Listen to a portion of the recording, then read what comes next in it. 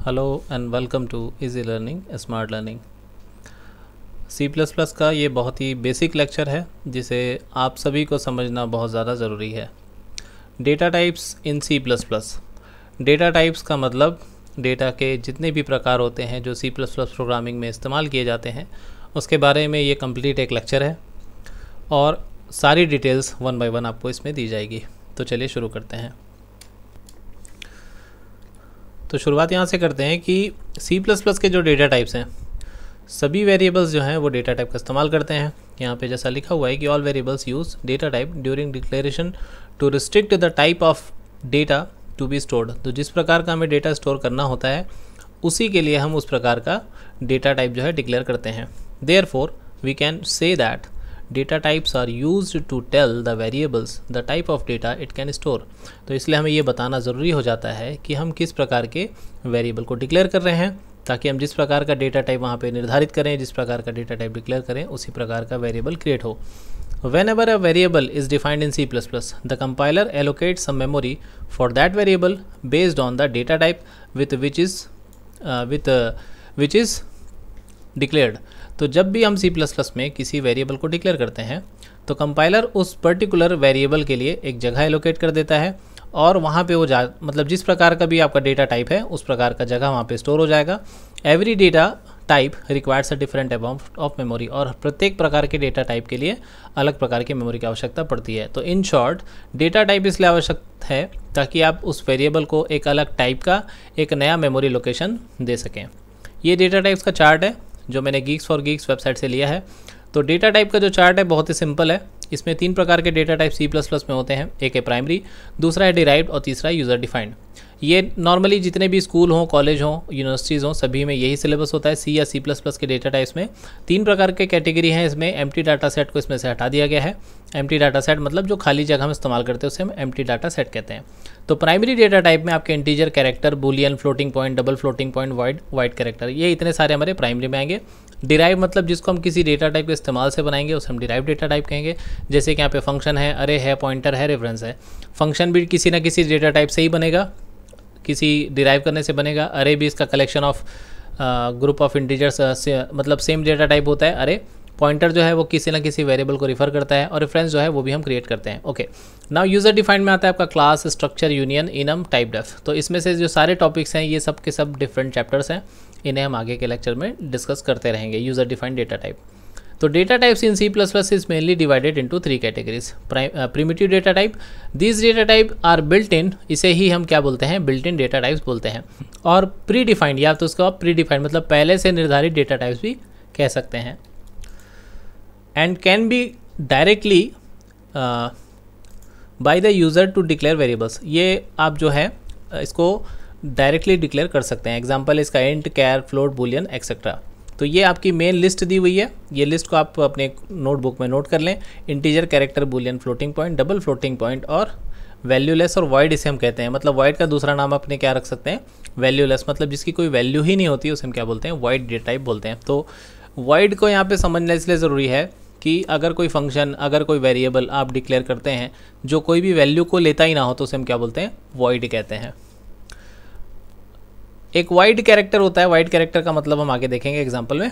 दूसरा प्रकार का डेटा टाइप है derived data types. Okay, so the data type that are derived from the primitive और built in data types are referred to as derived data type. तो जिसको आप किसी और डेटा टाइप के द्वारा बना रहे हो that are derived from the primitive, मतलब जो आप हमने ऊपर जो डेटा टाइप देखे इनसे मिलाकर अगर आप किसी को बना रहे हो तो उसे हम क्या बोलेंगे, डिराइव डेटा टाइप कहेंगे। This can be of 4 types, function, अरे, पॉइंटर, रेफरेंस। ये लिस्ट में हमने देखा था चारों यहाँ पे, तो वही चीज़ यहाँ पे भी दोबारा लिखी हुई है। फिर आता है नेक्स्ट एब्स्ट्रैक्ट और यूज़र डिफाइंड डेटा टाइप। तो एब्स्ट्रैक्ट क्या, यूज़र डिफाइंड मतलब जिसे हम खुद अपने हिसाब से डिफाइन कर सकें, अपने हिसाब से बना सकें। अगर आपको कोई कैलकुलेटर बनाना हो, स्टूडेंट का स्ट्रक्चर बनाना हो, एम्प्लॉय का यूनियन बनाना हो, इन्यूमरेशन मंथ्स का बनाना हो और किसी वीक का बनाना हो, इस तरीके से आप इन्यूमरेशन क्रिएट कर सकते हैं। टाइप डेफ स्टेटमेंट के द्वारा आप कोई नया नाम किसी डेटा टाइप का डिफाइन कर सकते हैं। मतलब आपको इंट पसंद ना हो तो आप पूरा इंटीजर लिखना चाहते हैं, इस तरीके के जो काम है वो आप टाइप डेफ स्टेटमेंट से कर सकते हैं। तो ये होता है आपका एब्स्ट्रैक्ट या user defined data type. Okay, तो अब हम सबसे पहले स्टार्ट करते हैं इंटीजर डिटेल में कि इंटीजर होता क्या है। इंटीजर में इसका जो कीवर्ड है वो होता है इंट आपको इंटीजर डेटा टाइप अगर इस्तेमाल करना है तो आप इंट लिखेंगे। Integer typically requires 4 bytes of memory space and ranges from, ये इसकी रेंज होती है। इसकी रेंज जो है तकरीबन 21474 83648 से लेके 21474 83647 तक, मतलब नेगेटिव से लेके पॉजिटिव तक 4 बाइट्स मेमोरी इसमें स्टोर की जा सकती है। फिर आता है कैरेक्टर जो सिर्फ 1 बाइट मेमोरी लेता है, उसकी रेंज होती है -120 to 127, या फिर आप अनसाइंड अगर आप ले रहे हैं कैरेक्टर तो इसको बोलते हैं 0 से 255। फिर बुलियन आता है, तो ये सिर्फ एक ट्रू या फॉल्स को स्टोर करने के लिए इसे केवल एक बिट की ज़रूरत ही पड़ती है। तो boolean data type is used for storing boolean और logical values. A boolean variable can store either true और फॉल्स। तो keyword use for boolean is bool. तो बूल कीवर्ड के द्वारा C++ में आप बुलियन डेटा टाइप भी स्टोर कर सकते हैं। बुलियन का एक एग्जांपल देख लेते हैं यहाँ पे। जैसे मेन फंक्शन के अंदर मैं एक बूल नाम का वेरिएबल डिक्लेयर करता हूँ, कोई भी आप ABCD ले सकते हैं। से फॉर एग्जांपल मैंने A ले लिया। अब A को हम कोई वैल्यू नहीं देते, ना ट्रू देते ना फॉल्स देते, ट्रू और फॉल्स भी इसमें कीवर्ड है। तो मैं डायरेक्टली क्या कर रहा हूँ, सी आउट लिख रहा हूँ यहाँ पे A। ओके, तो अब देखेंगे आप यहाँ पे कि इसको मैं जब रन करता हूँ F11 दबा के, आप इसको कंपाइल और रन कर सकते हैं। तो यहाँ पे 0 आ रहा है, का मतलब ये क्या है, फॉल्स है। तो इसका मतलब ये होता है कि जब आप कोई बुलियन डेटा टाइप डिक्लेयर करते हैं तो इसका डिफ़ॉल्ट जो वैल्यू होता है वो 0 होता है। अब अगर आप इसे ट्रू करना चाहें तो यहाँ पे =ट्रू लिख सकते हैं। ट्रू एक कीवर्ड है तो ऑटोमेटिकली यहाँ पे बोल्ड आपको दिखाई देने लग गया है। तो A की वैल्यू अब ट्रू है, तो मतलब अब यहाँ पे A की वैल्यू कितनी प्रिंट होगी, 1 प्रिंट होने वाली है। So let's see, here it is 1। तो इस तरीके से आप बुलियन वैल्यू क्रिएट कर सकते हैं। और डेटा टाइप क्रिएट करना बहुत आसान होता है। आप इंट लिख सकते हैं, फ्लोट लिख सकते हैं, डबल फ्लोटिंग के लिए सिर्फ डबल लिखना पड़ता है, और कैरेक्टर के लिए कैर लिखना पड़ता है। जो भी नाम आपको पसंद हो, जैसे हमने A ले चुका है तो यहाँ पे B ले लेते हैं, फिर यहाँ पे C ले लेते हैं, वगैरह वगैरह। आप इसको कोई भी वैल्यू देना चाहें, जैसे कोई फ्लोटिंग वैल्यू है तो आप यहाँ पे floating value like 5 point something something F लिख के भी आप इसको डिनोट करवा सकते हैं। और इसे अगर आपको प्रिंट कराने का मन हो तो वेरिएबल एक बार आपने डिक्लेयर कर लिया, सी आउट के थ्रू आप कोई भी वैल्यू को प्रिंट करा सकते हैं। जैसे यहाँ पे C एक फ्लोट वेरिएबल है, C = 5.4234 है, आप इसे प्रिंट करा सकते हैं लाइक दिस। तो आप देखेंगे आउटपुट में इतना ही आ रहा है। तो ये है आपका C++ का सिंपल डेटा टाइप। वापस कंटिन्यू करते हैं यहाँ से कि फ्लोटिंग पॉइंट जो डेटा टाइप है, it is use for storing single precision floating point. मतलब एक दशमलव के साथ अगर आप कोई संख्या को स्टोर करना चाहते हैं तो ये जो आपका फ्लोटिंग पॉइंट डेटा टाइप वो इस्तेमाल होता है। Keyword use for floating point data type is float. इसके लिए कीवर्ड फ्लोट है। Float variables typically requires 4 byte of memory space. तो इंटीजर और फ्लोट के लिए यहाँ पे 4 बाइट ऑफ मेमोरी लगती है। फिर आता है डबल फ्लोटिंग पॉइंट। इसमें केवल आपको double data type, double keyword का इस्तेमाल करना है। ये रहा डबल कीवर्ड, और इसके लिए 8 बाइट ऑफ मेमोरी, क्योंकि ये जस्ट डबल ऑफ फ्लोट है तो इसके लिए 8 बाइट ऑफ मेमोरी का इस्तेमाल होगा। लास्ट में आता है void. Void means without any value. मतलब आप अगर कोई वैल्यू देना ही नहीं चाहते तो आप वॉइड का इस्तेमाल करेंगे। मेरे लेक्चर सीरीज़ में आप वॉइड पॉइंटर का एक लेक्चर है, आप देख सकते हैं, वहाँ पे मैंने वॉइड पॉइंटर को, वॉइड डेटा टाइप को अच्छे से एक्सप्लेन किया है। You can see there. आपको डिस्क्रिप्शन में C++ की लिस्ट मिल जाएगी और इसका प्रोग्रामिंग इन C में भी आपको मिल जाएगा। ओके, वहाँ से जाके आप देख सकते हैं। तो void data type represents a value less entity. Void data type is used for those function which does not returns a value. तो वॉइड डेटा टाइप हम तब इस्तेमाल करते हैं जब कोई फंक्शन जो है वैल्यू रिटर्न नहीं करता। अब आती है बारी लास्ट में वाइड कैरेक्टर की। वाइड कैरेक्टर क्या होता है? सो wide character data type is also character data type, but this data type has a greater than normal 8-bit data type represent by WChar-T। आप इसको WChar-T_T के साथ में रिप्रेजेंट करते हैं। इसके साथ साथ आप जनरली 2 से 4 byte long character data type से ज़्यादा आप इस्तेमाल कर सकते हैं। मतलब कम से कम आप 4 बाइट का मतलब हो गया जितना आपका फ्लोट डेटा टाइप स्टोर कर सकता है उतना बड़ा ये स्टोर कर सकता है। तो कभी स्पेशल केसेस में अपन वाइड कैरेक्टर का इस्तेमाल करेंगे, बट ये C++ में होता है, इसलिए मैंने इसे इंक्लूड किया अपने लेक्चर में। अब डेटा टाइप के मॉडिफायर्स कौन कौन से होते हैं? तो मॉडिफायर अपन किसको बोलते हैं? जिसके द्वारा आप डेटा टाइप को मॉडिफाई कर सकें। जैसे यहाँ पे दिया हुआ है साइंड, अनसाइंड, लॉन्ग और शॉर्ट। तो साइंड और अनसाइंड से आप इसका जो साइन है उसको आप मॉडिफाई कर सकते हैं। लॉन्ग और शॉर्ट से आप इसका डेटा टाइप को मॉडिफाई कर सकते हैं। तो लॉन्ग डेटा टाइप किसके साथ इस्तेमाल किया जाएगा? इंटीजर और डबल के साथ। शॉर्ट अपन केवल इंटीजर को कर सकते हैं, डबल को नहीं कर सकते।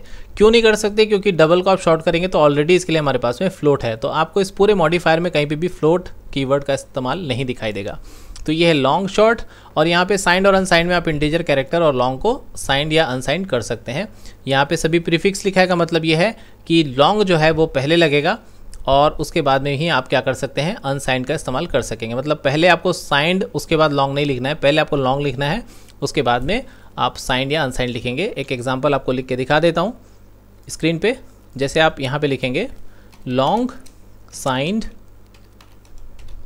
इंट, इस तरीके से आप डेटा टाइप डिक्लेयर कर सकते हैं। फिर डेटा टाइप मतलब वेरिएबल का कोई भी नाम, जैसे CB लाइक दिस।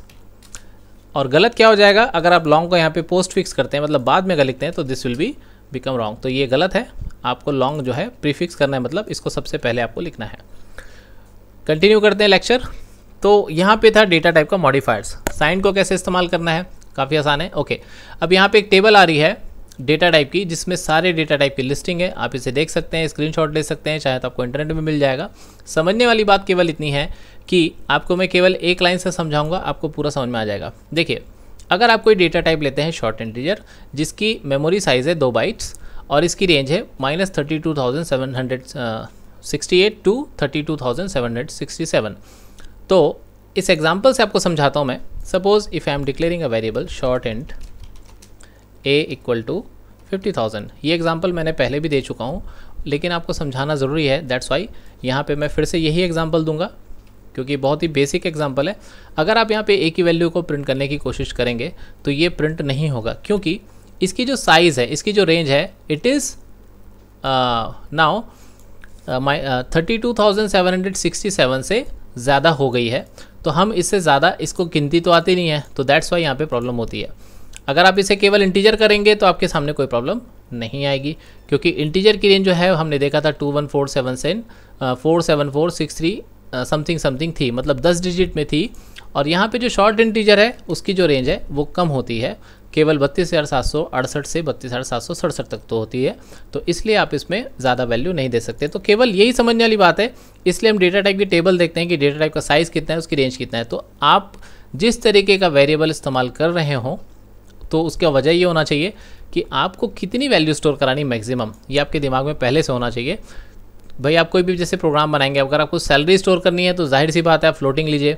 अगर आपको रोल नंबर वगैरह देना है तो रोल नंबर, अगर एक क्लास में 100 बच्चे भी अगर नहीं हैं तो आप शॉर्ट इंट से ज़्यादा अगर आप इंटीजर का इस्तेमाल कर रहे हैं, तो आप खुद ही देखिए 2 बाइट की जगह आप 4 बाइट का इस्तेमाल करेंगे तो आपके प्रोग्राम की जो मेमोरी की साइज़ है वो ज़्यादा हो जाएगी। तो ये बहुत ही छोटे छोटे एग्जाम्पल्स हैं। आगे बढ़ते हैं।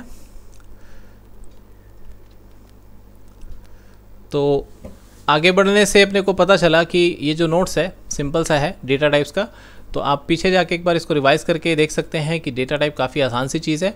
और ये पढ़ने के लिए आपको केवल क्या करना है, सिंपली डेटा टाइप सभी लिखिए, बनाइए, नोट्स बनाइए और एक एक एग्जाम्पल लीजिए।